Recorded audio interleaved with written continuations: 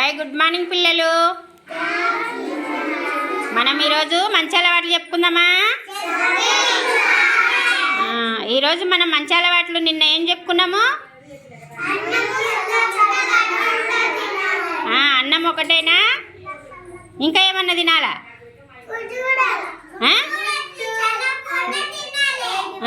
గుడ్డు కూడా చల్లకుండా తినాలి.